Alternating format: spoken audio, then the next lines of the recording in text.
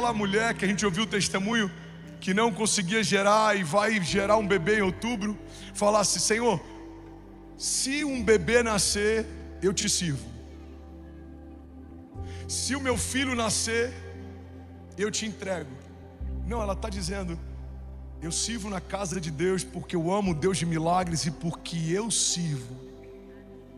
Eu creio que no tempo perfeito de Deus, o que era impossível vai se tornar inevitável. Alguém comigo aqui, diga amém.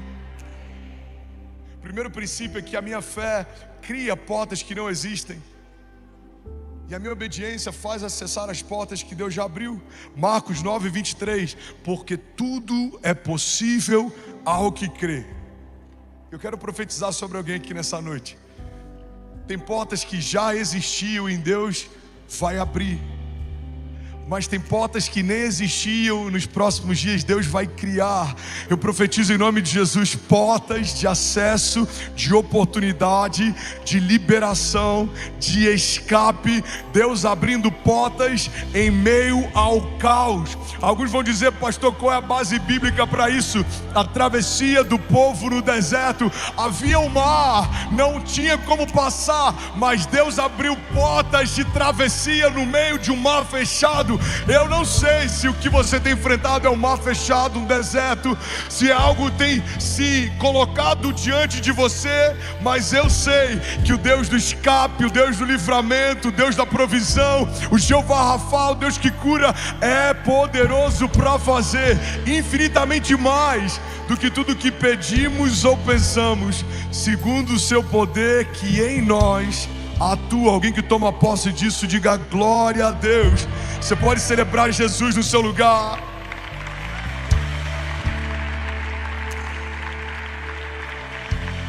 Aleluia. A primeira porta que eu quero pregar nessa noite é sobre a porta que Deus abre. Há portas que a gente abre, e toda porta que você abre, você sustenta ela aberta. Mas há portas que Deus abre, e a porta que Deus abre, ninguém pode fechar. Apocalipse 3:7 diz assim: isto diz o santo, o verdadeiro, o que abre e ninguém fecha, e fecha, mas ninguém abre. Conheço as tuas obras, e eis que diante de ti pus uma porta aberta, e ninguém a pode fechar. Porque tendo pouca força, guardaste a minha palavra, e não negaste o meu nome. Aleluia. Essa carta é uma carta que foi escrita por Deus a partir de ontem, e enviada a uma igreja, a igreja de Filadélfia. A gente vê em Apocalipse cartas escritas e enviadas às igrejas da Ásia, com exortação, repreensão e alinhamento. Mas essa carta tem uma característica que chama a atenção. A carta da igreja da Filadélfia é diferente das demais, porque Jesus não traz repreensão. Em algumas cartas ele faz: olha, eu estou parafraseando, olha, vocês foram muito bem nisso, mas se perderam naquilo. Olha, vocês começaram muito bem, mas caíram da graça. Mas a carta que é escrita por Deus a Filadélfia, não. Ele diz: porque tendo pouca força, guardaste a minha palavra e não negaste o meu nome. Deus está falando aqui com uma igreja que era fraca naturalmente, aos olhos humanos, fraca, ela era pequena, ela era frágil, mas ela era fiel espiritualmente. E essa é uma chave que eu quero que você pegue nessa noite. A fidelidade abre portas sobrenaturais. Você não precisa ser o maior, o mais rápido, o mais forte. Você só precisa ser fiel. Você não precisa ter a melhor origem, uma origem nobre, ou ter nascido num berço esplêndido. Você só precisa permanecer fiel. Você não precisa ter o maior conhecimento ou a maior profundidade. Isso vai vir com o caminho, fique em paz. Mas não abra mão de ser fiel. Você não precisa ser o mais alto, o mais bonito. Os irmãos de Davi estavam lá ajuntados, chamados pelo pai, mas a unção não foi derramada sobre eles, mas foi sobre um menino que estava no campo e era fiel. E a palavra de Deus diz para essa igreja: porque foste fiel, uma porta grande está sendo aberta e colocada diante de você, e não há quem possa fechá-la. Alguém toma posse disso, diga amém. O contexto aqui é profético. Jesus está dizendo: eu mesmo estou criando acesso para que uma igreja que permaneceu fiel viva algo sobrenatural. Levanta suas mãos, deixa eu profetizar sobre alguém. Eu profetizo, irmão, que a partir da tua fidelidade, não porque você merece, porque não há mérito naquilo que fazemos, mas porque você decidiu inclinar o teu coração e depender de Deus para tudo, Deus abrirá portas sobrenaturais, de milagres sobrenaturais. E aquilo que o teu olho não viu, que o teu ouvido não ouviu, que não penetrou no teu coração, vai se apresentar diante de você, porque Deus é especialista em fazer coisas impossíveis se tornarem testemunhos extraordinários. Alguém que toma posse, diga: eu creio e eu recebo essa palavra em nome de Jesus. Você pode celebrar Jesus no seu lugar. Aleluia, aleluia. Eu quero pregar nessa noite. Alguém que ouviu uma palavra? Aleluia. A igreja de Filadélfia tinha pouca força, mas tinha fidelidade. Pouca estatura, mas tinha fidelidade. E é para esse lugar que Deus está chamando a gente. Você não precisa ser o melhor, você só precisa ser fiel. A fidelidade nos protege, a fidelidade nos garante, a fidelidade nos esconde, a fidelidade nos prospera. Segunda porta que eu quero compartilhar nessa noite são as portas que Deus controla. Declara comigo, diga: Deus é quem controla as portas. Quem controla as portas, pastor? Deus. Olha, se aquele homem grande ali fechar as portas para você, esquece. Olha, se aquela pessoa te indicar, você está bem. Se fulano ganhar nessas eleições, esquece. Tamo bem.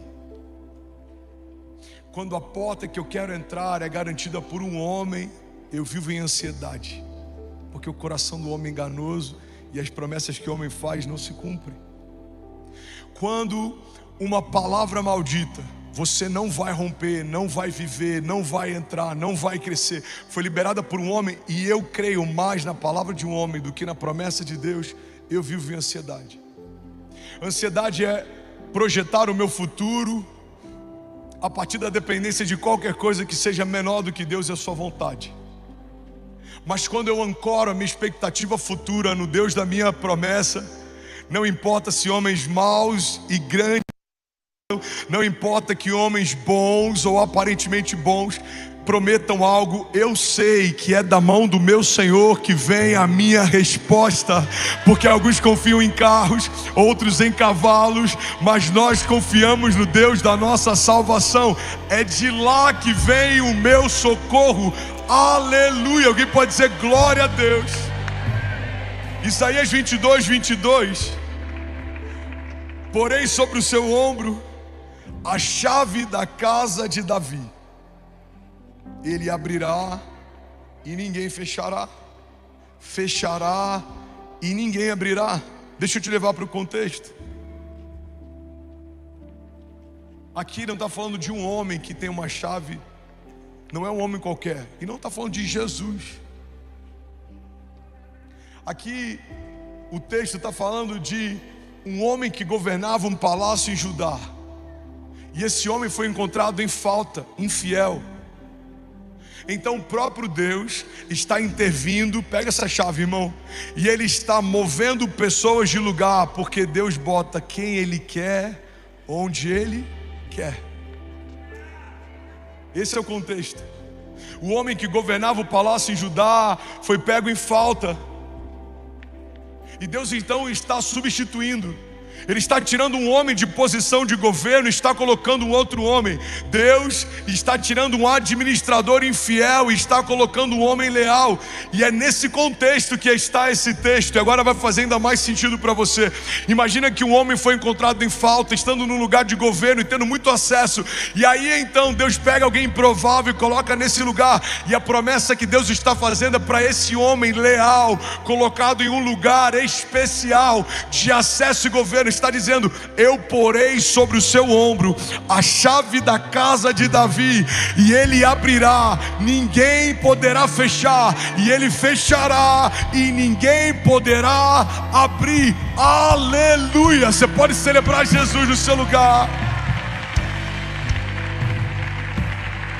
Pastor, qual é o sentido dessa palavra para mim?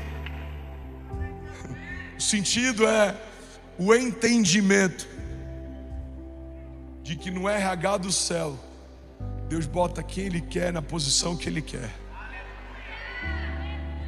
Senhor, esse não dá para ser rei.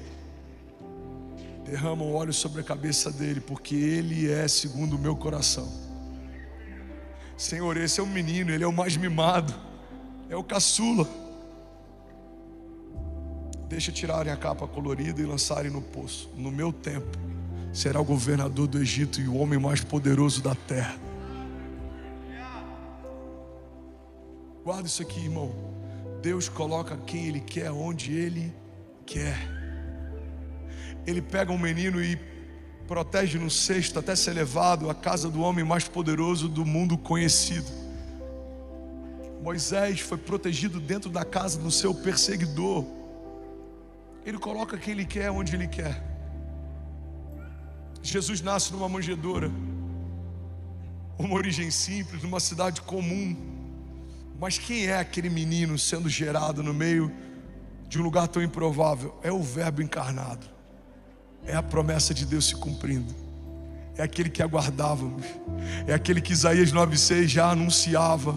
Um menino nos nasceu, um filho nos foi dado, e o governo está sobre os seus ombros, e ele será chamado Maravilhoso Conselheiro, Deus Forte, Pai da Eternidade, Príncipe da Paz. Deus coloca quem Ele quer, onde Ele quer. Vamos ser sinceros. Para pensar na forma como Deus chamou os apóstolos que Ele chamou.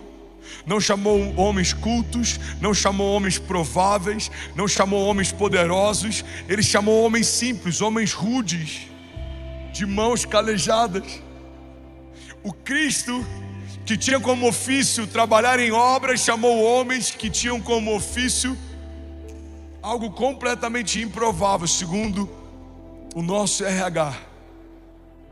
Pedro era um pescador de peixe, fedia peixe, só sabia pescar. Ele pega um cobrador de impostos, ele pega homens comuns, porque o que Deus quer fazer? Ele quer deixar claro que é a partir da glória de Deus que tudo que é natural é revestido de sobrenaturalidade, e tudo aquilo que é banal é revestido de sobrenaturalidade, e tudo aquilo que é perecível, quando é revestido de sobrenaturalidade, tudo aquilo que é da terra, quando é revestido de sobrenaturalidade, se torna poderoso para manifestar sinais e maravilhas, porque nunca foi sobre o homem, mas sobre aquilo que sobre o homem depositado está. Pedro é alguém revestido de poder e autoridade, e depois do derramado Espírito, a sombra dele cura enfermos.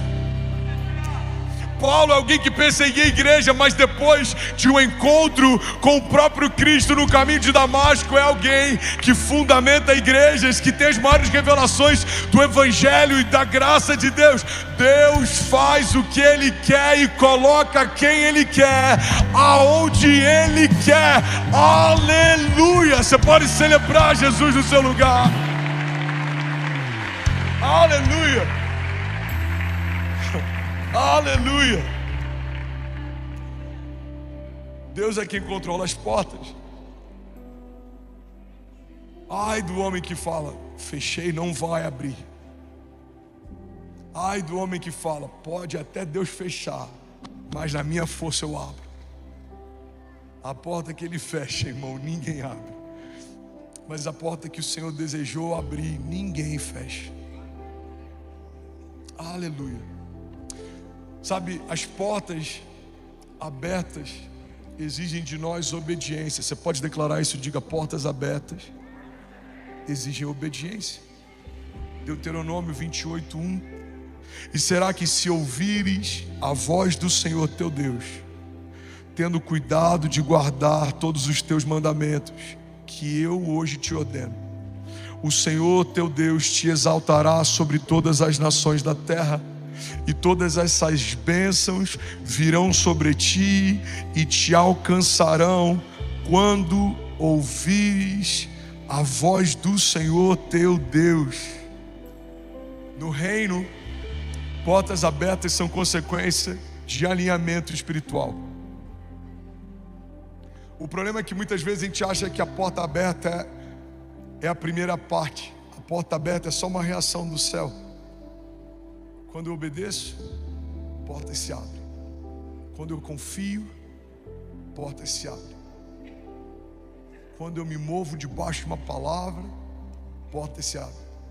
Quando eu descanso no meio da tempestade, portas se abrem. Irmão, olha para mim. Portas são uma reação do céu para a terra. Tem portas que ainda não se abriram porque estão esperando os teus passos de fé para que elas se abram. Tem portas que se abrem com chaves, outras com sensor de presença. Tem lugares que só de você pisar, algo vai acontecer. Só de você obedecer e se mover, alguma porta vai se abrir. Por quê, pastor? Porque obediência gera milagre. Alguém pode dizer glória a Deus por isso? Diga comigo: obediência gera milagre. Tem muita gente que quer portas abertas sem submissão.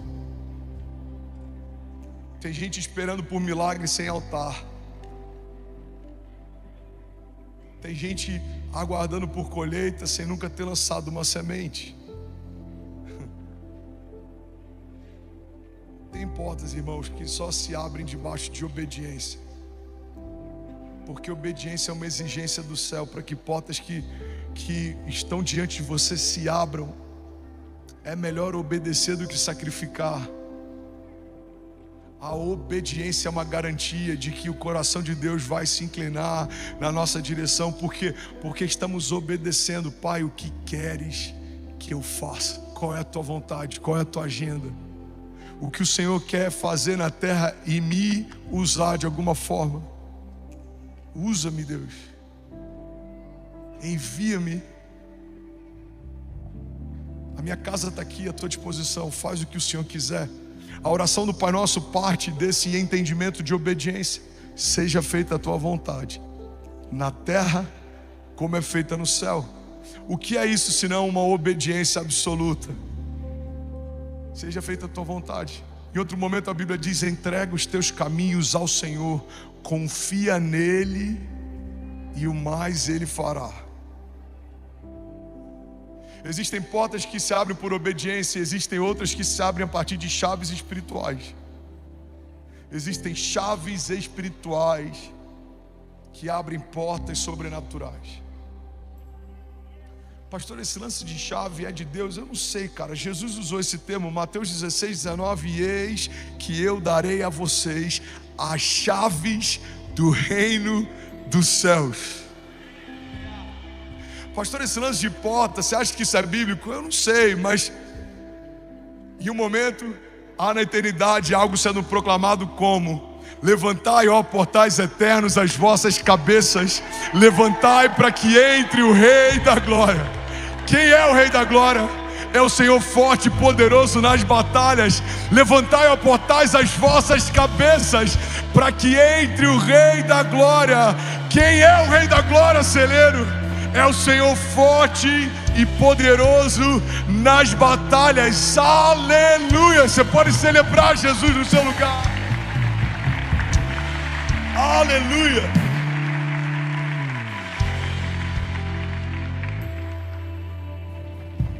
Jesus diz: e eis que eu vos darei a chave do reino dos céus.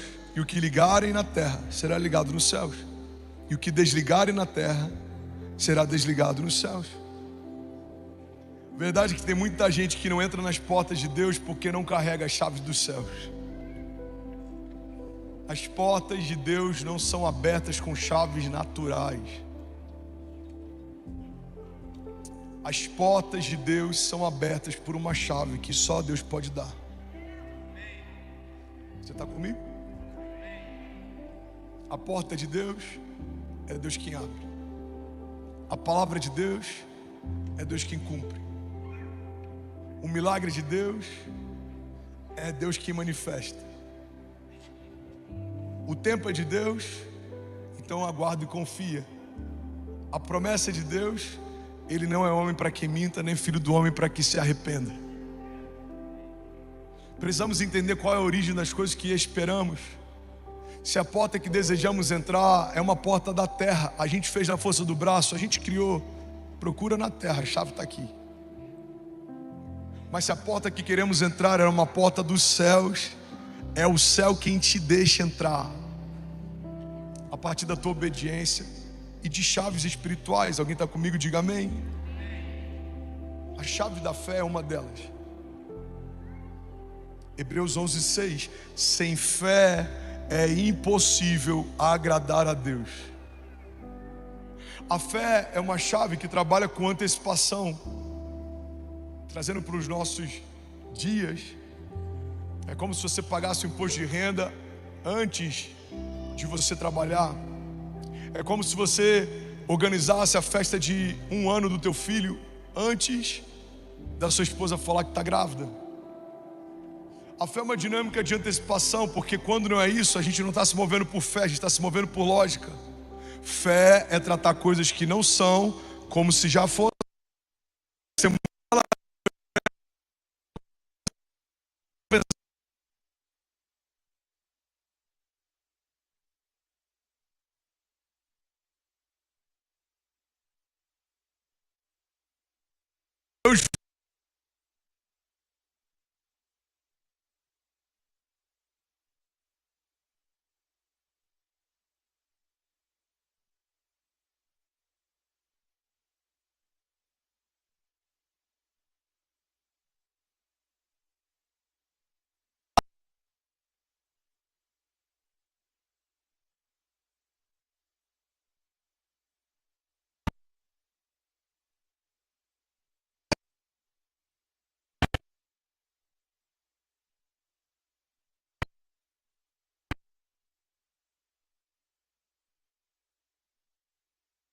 Emoção, convicção inabalável. A fé emocional aguarda por um arrepio, como se isso fosse confirmação de alguma coisa. Pode ser só o ar que está gelado demais, ou você que está emocionado. Imagina uma fé emocional para uma mulher em TPM. Jesus, parece que o céu se fechou, está de bronze. Não, é só você que não está no dia bom, está tudo bem. Uma fé emocional faz a gente ficar histérico quando a gente acha que vai acontecer, porque a gente só está talvez emocionado. Não é o que é o que eu sinto.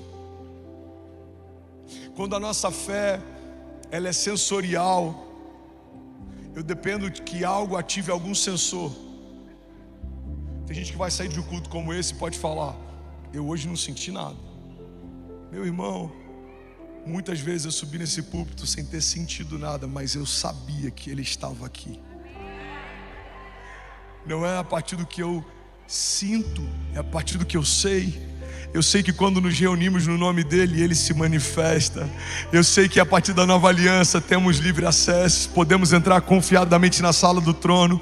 Eu sei que Ele não pode ir de encontro ao seu próprio caráter. Ele estabeleceu algo e não pode mentir.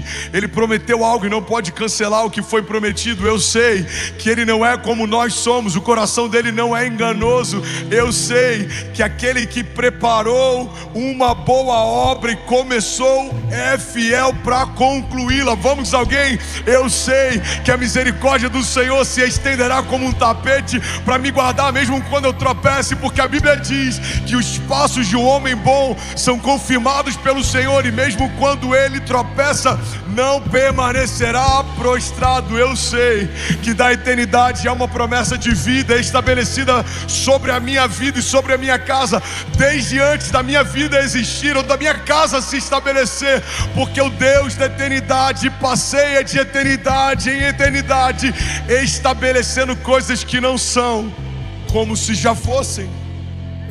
Ele é o Pai da fé, o autor e o consumador dela. A fé precisa ser racional. Olha para mim, na busca de uma fé racional, nos tornamos muitas vezes céticos, frios, sem vida. Eu não lembro de quem é esse livro, mas eu lembro de ler um livro que falava sobre o desafio de tratarmos a palavra como se fosse um organismo morto que está sendo dissecado.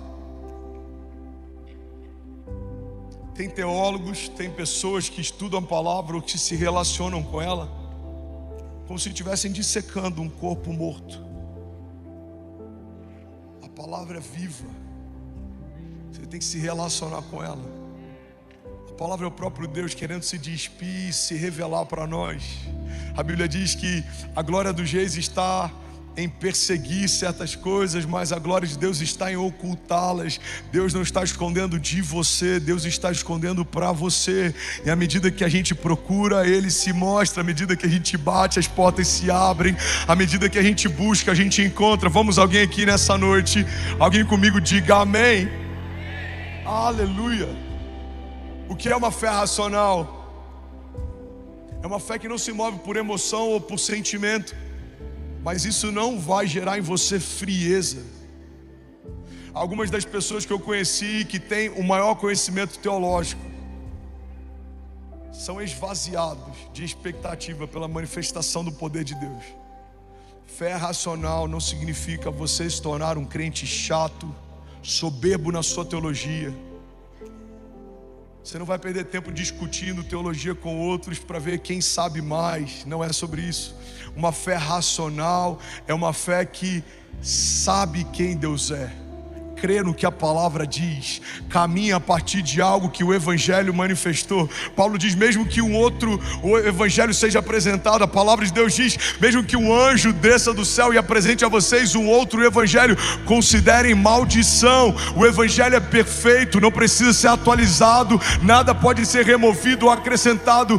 A Bíblia é a palavra de Deus, e ela é o próprio Deus se revelando para nós. E a partir de uma fé racional, eu me torno alguém que sabe que é quem Deus diz que é, tem o que Deus diz que tem, pode o que Deus diz que pode, e vai viver cada promessa que o Senhor já fez, em nome de Jesus. Vamos, alguém aqui nessa noite, diga amém. Aleluia. Você pode celebrar Jesus no seu lugar. Aleluia. Aleluia. Outra chave poderosa é a chave da oração. Pouco oração, quem é dessa época? Pouco poder. Muita oração, muito poder. Ciclos de oração, encontros de oração. É por isso que nós nos tornamos uma casa de oração. Cremos que quando a oração é uma palavra orada, quando a música é a palavra cantada, quando o nosso coração está quebrantado, não há impedimento. A Bíblia diz que Deus não rejeita um coração contrito. É a partir da oração que Neemias encontrou graça diante de Deus, e o coração do rei se abriu, e a provisão que ele precisava chegou. É a partir da oração que Davi encontrou arrependimento e perdão quando pecou.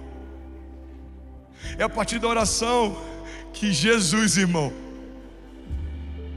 se destacava da multidão para ter tempo com o Pai. A cada grande milagre, a cada milagre extraordinário, a Bíblia diz que, como de costume, Deus se ausentava da multidão e buscava no seu lugar secreto com o Pai renovo. O Verbo encarnado, participante da Trindade, o próprio Deus. João diz que ele estava no princípio era Deus, e todas as coisas foram feitas por meio dele, sem ele nada do que foi feito se fez. Esse Deus se recolhia depois de manifestar milagres para ter tempo com o Pai. Muitas vezes eu e você queremos operar de forma sobrenatural, vivendo milagres, sinais e maravilhas, mas não temos tempo de oração. Eu lembro que eu já fui questionado porque eu gasto tempo orando nos cultos. Eu não sei quanto tempo eu orei no início desse, talvez 10 minutos, 15, 5, eu não sei. Mas a verdade é que toda a revelação que flui da palavra, todo o cumprimento de palavras proféticas, todo milagre de cura que já se manifestou sobre alguns, toda a porta de provisão que vai se abrir, tudo isso só é viável a partir do poder da oração. Alguém está comigo? Diga amém. Jeremias 33:3 diz: clama a mim e responder-te-ei e anunciar-te-ei coisas grandes e insondáveis que não sabes. Aleluia. Igreja, olha para mim, guarda isso em nome de Jesus. Vocês estão aqui ainda? Toda grande porta espiritual nasce primeiro no secreto. Jesus foi batizado, uma porção do Espírito repousou sobre ele, e ele foi levado ao deserto para orar e jejuar 40 dias e 40 noites, antes de começar o seu ministério. Jesus está a algumas horas de ser traído e entregue. Ele vai para o jardim orar. Jesus multiplica pães e peixes, e ele vai orar. Jesus cura enfermos e ele vai orar. Jesus vai alimentar uma multidão. A Bíblia diz que quando 5 pães e 2 peixes são levados até ele, ele parte o pão e dá graças. E a oração dele é: Pai, eu te agradeço porque o Senhor sempre ouve as minhas orações. Esse é o nível de fé que Deus está convidando eu e você. Não estou dizendo que é fácil, mas esse é o nível de fé, porque Jesus é a nossa referência. O nível de fé que já agradece antes do milagre acontecer. Pai, eu te agradeço. Não tem um cesto cheio, não tem ninguém comendo, não tem um pão multiplicado, só tem um pão partido. Mas ele partiu o pão e deu graça. Pai, eu te agradeço porque o Senhor sempre ouve as nossas orações, as minhas orações. Feche teus olhos em nome de Jesus, curva a tua cabeça. Pai, nós te damos graça, porque tantos pães têm sido partidos nesses dias. Nós estamos entregando o nosso melhor, Jesus, o nosso tempo, a nossa casa, os nossos dons e talentos e tudo que o Senhor nos confiou. Nós colocamos aos teus pés, nós lançamos as coroas aos teus pés, os títulos nós lançamos aos teus pés, Jesus. E nós te pedimos, Jesus, multiplica o que precisa ser multiplicado, abre o que precisa ser aberto, cumpre o que precisa ser cumprido, faz o que só o Senhor pode fazer. Nós te clamamos, Jesus, tem misericórdia de nós. Inclina, Jesus, os teus ouvidos na nossa direção e recebe o nosso clamor como um incenso agradável que sobe no teu trono, a oração dos santos. Porque nós não sabemos fazer, nós não temos o que precisamos, mas nós estamos recorrendo ao Deus Todo-Poderoso, Criador dos céus e da terra. Nós não sabemos, mas o Senhor sabe. Nós não podemos, mas o Senhor pode. Nós não temos, mas o Senhor tem. Por isso faz aquilo que só o Senhor poderia fazer nesses dias. Jesus, cumpre as tuas promessas, atrai o nosso coração, nos revela a tua vontade, nos mostra a tua agenda, fala conosco através de sonhos proféticos.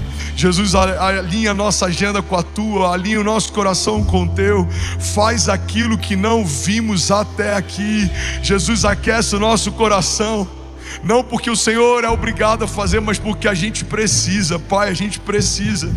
Não nos deixa tropeçar, não nos deixa desanimar, não nos deixa sucumbir, não nos deixa desacreditar. Pai, mantém o nosso coração guardado no Senhor, porque é dele que procedem as fontes de vida. Jesus, guarda os nossos filhos, nós te apresentamos a nossa casa e tudo que temos. Nos protege do homem mau, da língua felina, nos livra de toda palavra maldita e de todo plano do inferno. Jesus, nos reveste com as tuas armaduras, como diz a tua palavra em Efésios 6, para que possamos resistir no dia mal.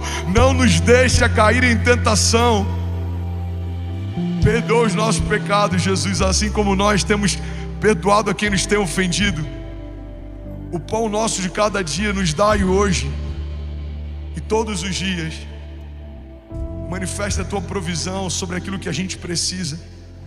Ouve o nosso clamor, Jesus, e responde do teu trono. Essa é a nossa oração, Pai, nessa noite. Nós te agradecemos, porque o Senhor sempre ouve as nossas orações. E nós cremos e declaramos que nas próximas semanas, milagres, sinais e maravilhas acontecerão em nome de Jesus. Você que toma posse disso, irmão, você pode celebrar Jesus no seu lugar. Vamos, você pode exaltar Jesus alto e mais alto. Vamos ser alguém que crê nisso. Pode fazer barulho aqui nessa noite.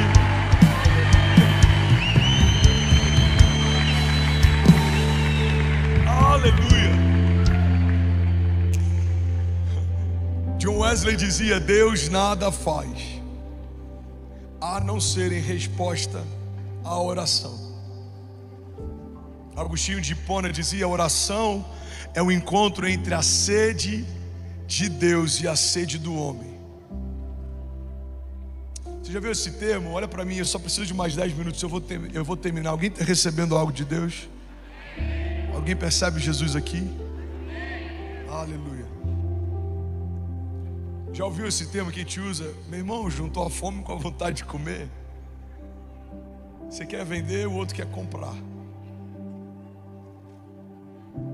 Você quer fazer algo e o outro quer fazer exatamente o que você precisaria que ele fizesse. Junto à fome com a vontade de comer. Essa declaração de Agostinho, ela é tão simples, ela é tão poderosa. A oração é o encontro entre a sede de Deus e a sede do homem. Deus quer te prosperar. Eu não estou falando de riqueza material no sentido pejorativo da coisa, mas Ele é muito interessado em nos prosperar, porque prosperidade é uma expressão do caráter de Deus. Miséria e falta não. Deus, Ele quer te guardar. Tem um texto que ele diz: quem dera se eu pudesse fazer com vocês como uma galinha faz com seus pintinhos, e esconder vocês debaixo das minhas asas. Ele quer prover, Ele quer responder, Ele quer proteger. Guarda isso, irmão. Tudo que o Senhor deseja fazer por nós é aquilo que já tínhamos acesso no jardim. É por isso que toda promessa futura está ancorada na nossa origem.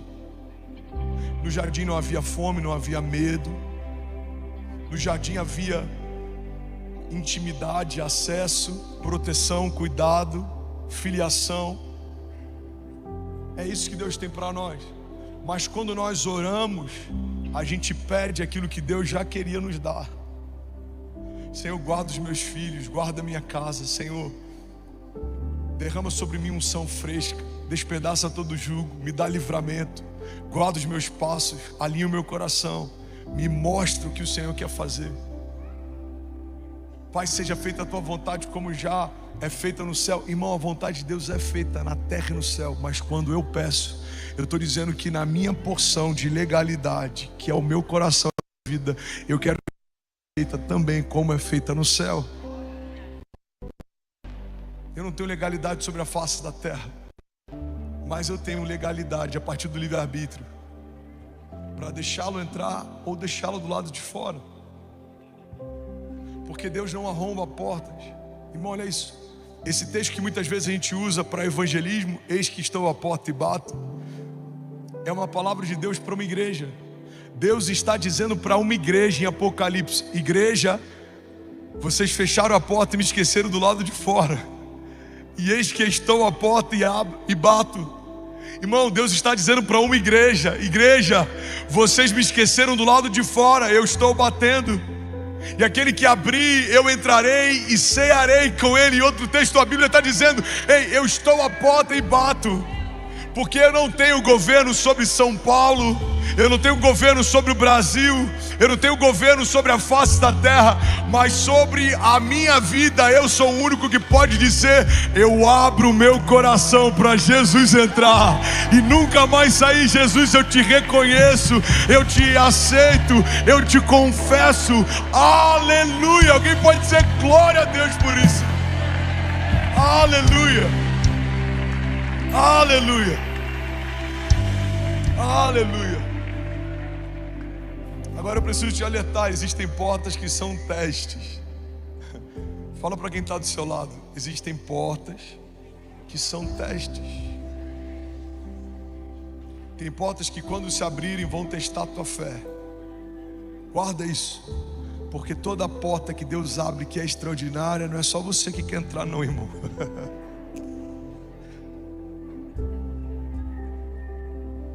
Isso é real life.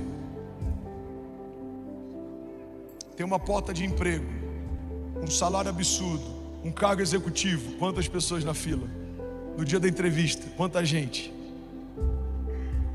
Se eu falar agora: gente, eu preciso de uma pessoa que vai andar do nosso lado, nosso time vai gerar, vai preparar, e você daqui a um ano vai estar encharcado da glória de Deus pregando, a gente vai derramar tudo que pode sobre você. Você acha que uma pessoa vai vir correndo ou mais de uma? Porque toda porta que é extraordinária, tem mais de uma pessoa que quer entrar.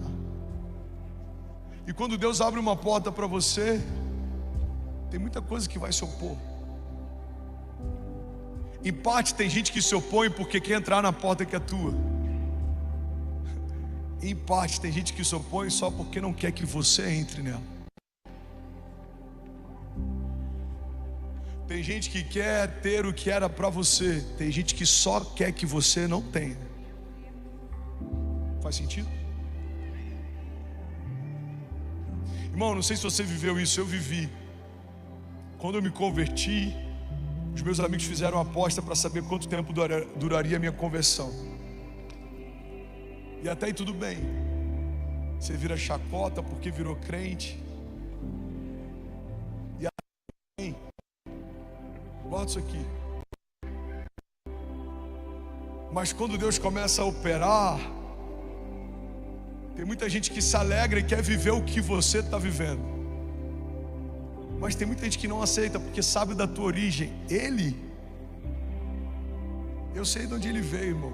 Esses dias eu encontrei alguém, fui ministrar num lugar, um evento grande. Alguém falou assim: eu sei de onde você é, irmão. Você é do interior do Rio de Janeiro, não esquece de onde você veio, não. Eu falei: nunca tive crise com isso, não estou entendendo.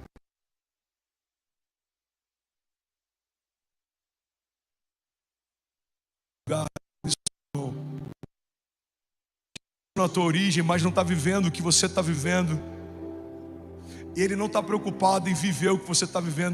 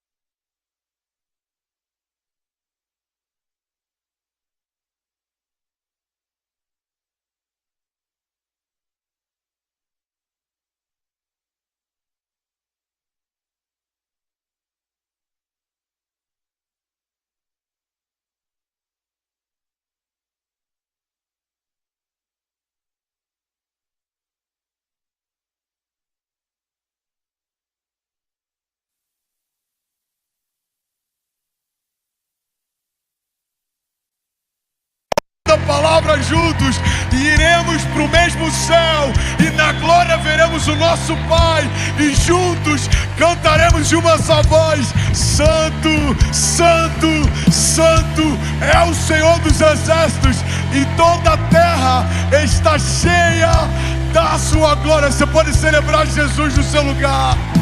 Aleluia, aleluia. Levante as suas mãos, declare com autoridade, diga: a vitória é nossa, pelo sangue de Jesus. Vamos, igreja, diga: a vitória é nossa, pelo sangue de Jesus. Só quem crê, diga: a vitória é nossa, pelo sangue de Jesus. Aleluia, aleluia. A vitória é nossa, porque tudo que Jesus faz com a sua igreja, Ele faz de forma plural, é nossa. Porque tudo que Jesus manifesta, manifesta para os seus, é nossa. Porque a Trindade fala de um Deus que tem 3 identidades, personalidades, são 3 e são 1. É nossa, porque quando Deus fez o homem, Ele não disse que seja feito o homem segundo a minha imagem, mas Ele disse: façamos o homem segundo a nossa imagem e semelhança.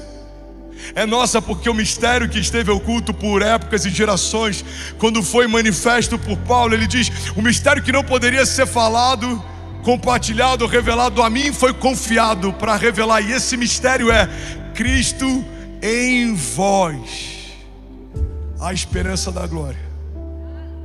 Fala para quem está do seu lado, mas fala com voz profética: a vitória é nossa, em nome de Jesus. Aleluia. 1 Coríntios 16:9. Porque uma porta grande e eficaz me foi aberta, e há muitos adversários. Igreja, eu só tinha mais uns 6 tópicos. Eu vou finalizar.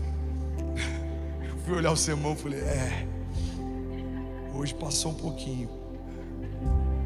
Eu tenho tentado concatenar mensagens que a gente podia diluir e transformar em séries. Mas o que Deus está fazendo é tão grandioso, Ele está fazendo tão rápido. A gente não tem 3 meses de ministério oficialmente. Deus já tem feito tantas coisas. Eu preciso preparar um povo que vai liderar uma onda de avivamento. Eu preciso preparar um povo que vai tocar nos enfermos e eles serão curados, que vai orar pelos cativos e eles serão libertos.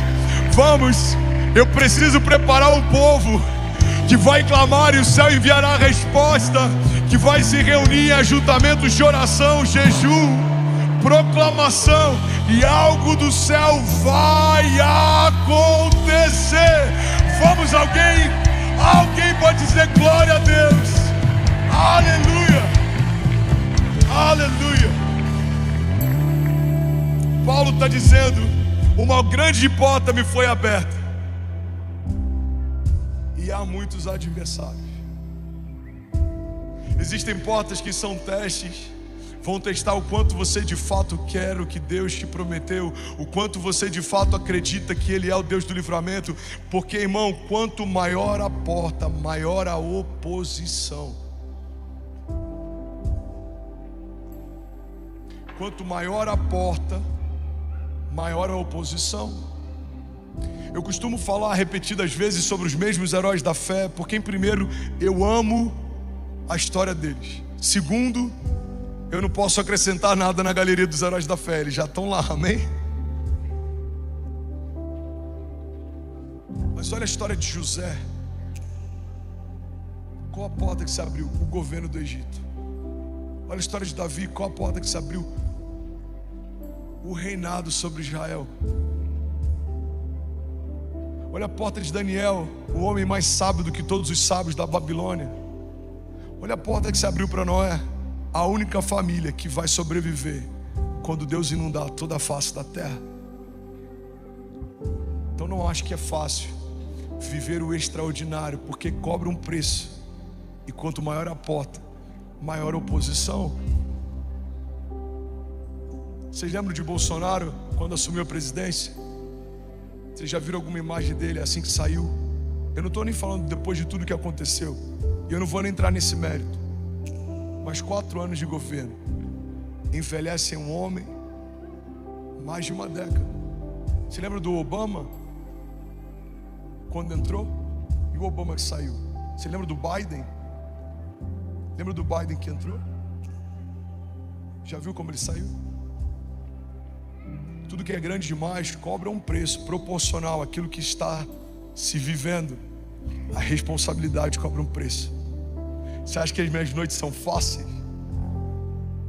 Gerando o que a gente tem gerado debaixo de temor, com tão pouca gente, sem recurso, só com uma palavra? Você acha que é fácil um pai que olha para a despensa e está vazia, mas precisa preparar algo para os filhos, e ele não chorar na frente dos filhos para eles não se abaterem? Você acha que é fácil? Você acha que é fácil uma mulher que tem um marido alcoólatra e ela continua crendo que em algum momento ele vai ter uma experiência com Jesus e vai se entregar e vai se converter? Você acha que é fácil?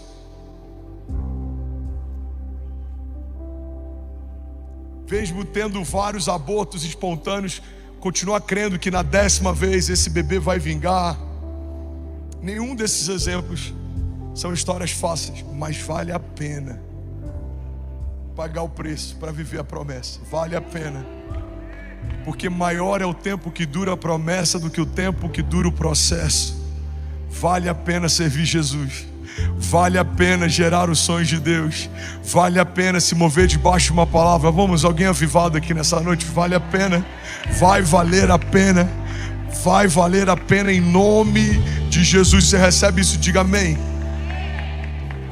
A resistência que você enfrenta, não se iluda, é proporcional ao acesso que Deus está liberando. Mas deixa eu dizer uma coisa aqui. Você está comigo? Deus, vou até falar baixinho para não constranger ninguém, só entre a gente.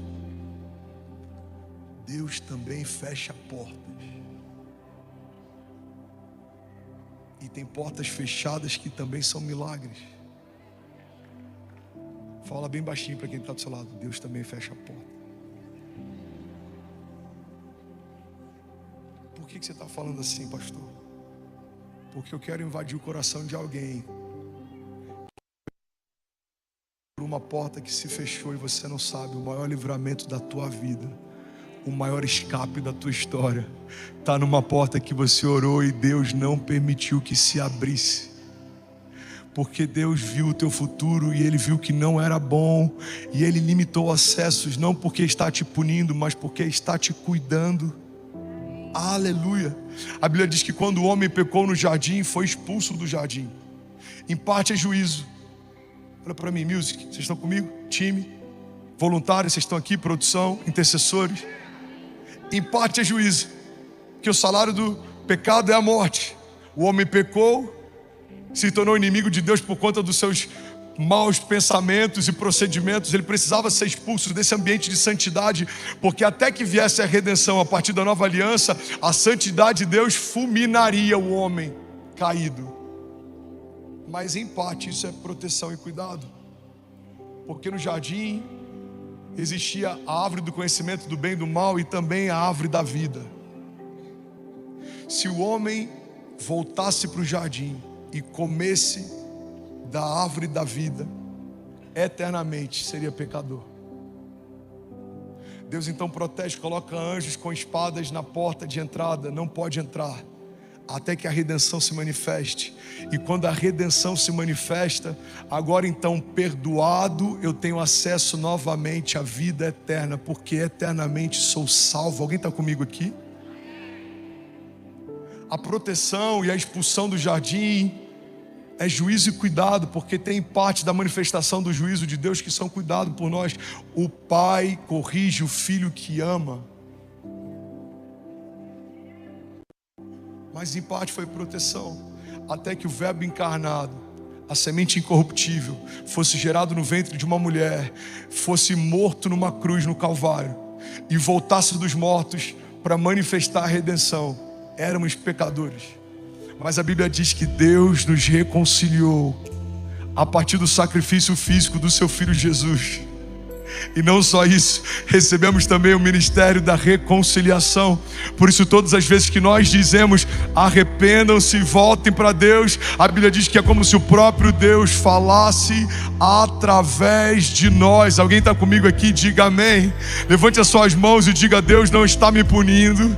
Tem portas fechadas que são proteção, são cuidado, são livramento, são escape.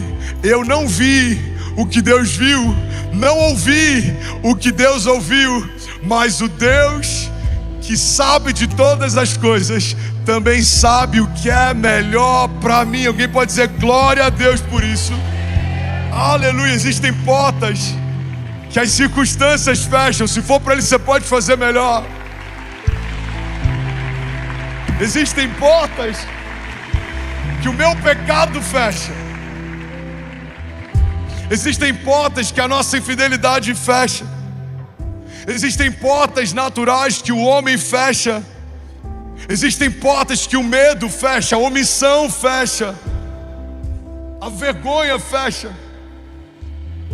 Mas existem portas que o próprio Deus fecha. Atos 16:6. Eu não estou falando de qualquer um, eu estou falando de Paulo, apóstolo Paulo. E eu não estou falando de qualquer um fechando as portas, eu estou falando do Espírito Santo de Deus. Você está comigo? Atos 16:6. E passando pela Frígia e pela província da Galácia, foram impedidos pelo Espírito Santo de anunciar a palavra na Ásia. Irmão, olha para mim. Paulo não foi impedido por Deus de comprar um carro elétrico. Paulo não foi impedido por Deus de viajar para Disney. Paulo não foi impedido por Deus de assistir. Fala um filme que está em cartaz nesse cinema aí. Pô, logo Michael Jackson. Não tinha o melhor, não? Hã? Qual? Mortal Kombat? Que isso, varão? Varão do Mortal? Jesus, ajuda a gente a escolher filme, Pai. Tô brincando. Hã? Calma, guarda o coração. Calma aí, varão. Falou do filme do Bolsonaro, guarda o coração. O que Paulo está pedindo? Ele quer pregar o Evangelho. Irmão, olha para mim. Paulo foi impedido pelo Espírito Santo de pregar a palavra na Ásia. Você percebe que a agenda de Deus ela é tão maior do que a nossa? E tem coisas que quando eu insisto em fazer, mesmo sendo coisas boas, se for no tempo errado, se torna coisa errada. Paulo quer fazer a coisa boa, mas a vontade de Deus não é que ele faça naquele lugar. Se ele insistir, se torna coisa errada. Olha o que a palavra de Deus diz, versículo 7. E quando chegaram a Mísia, intentavam ir para Bitínia, mas o Espírito não lhe permitiu. E tentando passar para a Mísia, Paulo então teve de noite uma visão, em que se apresentou a ele um homem da Macedônia. Ele rogou dizendo: passa a Macedônia e ajuda-nos. Logo depois dessa visão, versículo 10, procuramos partir para a Macedônia, concluindo que o Senhor nos chamava para lhes anunciar o Evangelho. Alguém pode dizer glória a Deus? Quando Deus está te impedindo muitas vezes, de muitas formas, de ir para algum lugar, gasta tempo discernindo: será que esse é o lugar que Deus tem para mim? Se você está muito tempo insistindo no relacionamento que não tem paz, sua família não tem paz, não prospera, gasta tempo discernindo: será que esse relacionamento é para mim? Porque tem portas que a gente força e insiste em entrar, lá na frente a gente se arrepende de ter entrado. Irmão, pior do que não entrar numa porta que Deus abriu é insistir uma porta que não é para nós ou não é para agora. Alguém está comigo? Diga amém.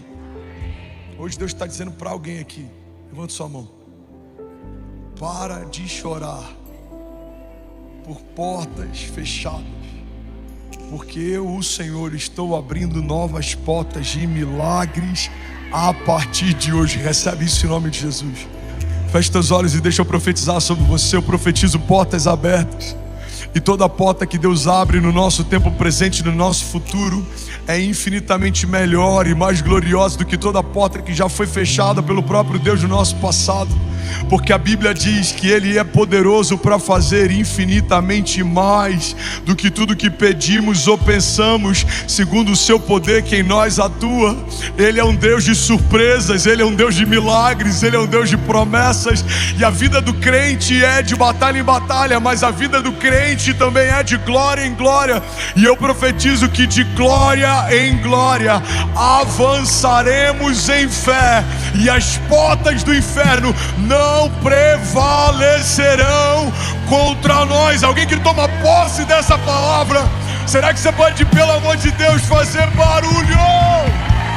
Aleluia! Aleluia! Aleluia! Celeiro São Paulo, casa de oração, casa de glória. Guarda isso. Portas fechadas não cancelam promessas. Pelo amor de Deus, ouve isso. Portas fechadas não cancelam promessas. Uma porta se fechou entre os irmãos de José. Uma porta se abriu no lugar mais poderoso da face da terra. Aleluia! Uma porta se fechou na casa de Jessé. Davi não foi convidado, mas Deus mandou chamar, e uma porta se abriu no reinado de Israel. Não importa as portas que foram fechadas por alguém, portas fechadas não cancelam promessas. Aleluia! Os religiosos se uniram e falaram: a gente precisa matar esse cara. Ele é um revolucionário. Ele vai gerar problemas. A gente fala de milagre, milagres não acontecem. Ele fala, milagres se manifestam. Ele usa algumas das mesmas parábolas que a gente, mas na boca dele é diferente. O povo se aglomera onde esse homem vai. Precisamos parar essa revolução. Fecharam uma porta na terra, mataram o Filho de Deus. 3 dias depois ele volta. Uma porta no céu se abre. Onde está, ó morte, a sua vitória? Onde está, ó morte, o seu aguilhão? A morte foi tragada pela vida. Cristo ressuscitou. Você pode levantar suas mãos e declarar isso nessa noite. Diga: portas fechadas não cancelam promessas. Aleluia. Eu queria falar um pouco sobre algumas chaves que você pode assistir o culto da manhã. Eu consegui ministrar toda a palavra pela manhã. Eu falei um pouco sobre o favor de Deus, como Ele abre portas. Eu falei sobre o menino que ofertou o lanche que tinha, e a partir da sua entrega uma multidão pôde comer. 5 pães e 2 peixinhos foram oferta de um menino. Eu falei sobre algo simples que pode fazer sentido para alguém. Naquela época, meninos, crianças, mulheres não eram contabilizados. Logo, o milagre da multiplicação de pães e peixes aconteceu por conta de um menino que nem estava na lista daquele dia. O favor de Deus pega improváveis, anônimos, e a partir da entrega deles faz algo glorioso que vai ser testemunho por gerações. Recebe isso em nome de Jesus. Alguém está comigo? Diga amém. Eu falei sobre gratidão e como gratidão abre portas. A gratidão é como uma boa água que nutre um bom solo. A ingratidão é como uma água ácida, uma chuva ácida, que destrói toda uma plantação. Você quer impedir o fluir de Deus na tua vida? Seja ingrato. Você quer paralisar o mover de Deus? Seja ingrato. Você quer cancelar o novo de Deus? Seja ingrato. Para de olhar para a porta aqui que já se abriu, começa a reclamar daquela que Deus ainda não abriu. Para de olhar para o milagre que Deus te deu em te tornar pai ou te tornar mãe e começa a reclamar dos desafios da paternidade, da maternidade. Para de olhar para o fato de Deus ter pego um ninguém e ter transformado num homem de negócios e começa só a murmurar do momento difícil que o seu negócio está. E você vai ver como isso impede o fluir de Deus na vida de alguém. Agora o contrário também é verdade. Começa a olhar para tudo que Deus já fez e a partir da gratidão do que Deus já fez, começa a projetar sobre aquilo que Ele fará. Ele fez no passado e vai fazer de novo. Ele abriu no passado e vai abrir de novo. Me visitou no passado e vai visitar de novo. Porque Deus é fiel. Ele é fiel para cumprir o que prometeu. Ele é fiel. Alguém comigo diga amém. Aleluia. 2 Coríntios 12:9 diz: a minha graça é suficiente para você, pois o meu poder se aperfeiçoa na sua fraqueza. Music, pode subir. A gratidão é uma chave espiritual que abre portas sobrenaturais. A gente tem falado muito gratidão. Gratitude. Tem que gratiluz. Você já viu gratiluz? Meu Deus. É muito beta isso, mano. Gratiluz, irmão. Gratiluz, pastor. Que o Senhor te repreenda, irmão. Que isso, varão? Varão gratiludo. Gratidão. A gratidão deixa de ser uma palavra e se torna uma verdade quando ela é seguida de uma atitude. Olha para mim, João 3,16. Porque Deus amou o mundo de tal maneira que entregou o seu único filho, para que todo aquele que nele crê não pereça, mas seja salvo. O amor de Deus deixa de ser uma ideia e se torna uma verdade quando ela é seguida de uma ação. Eu brinco às vezes com os amigos, eu falo: irmão, falar que ama é fácil, eu quero ver me ajudar nisso aqui. Falar que ama é fácil, eu quero ver chorar comigo no dia mal. Falar que ama é fácil, mas de verdade, o amor deixa de ser uma ideia e se torna uma realidade quando é seguido de uma atitude.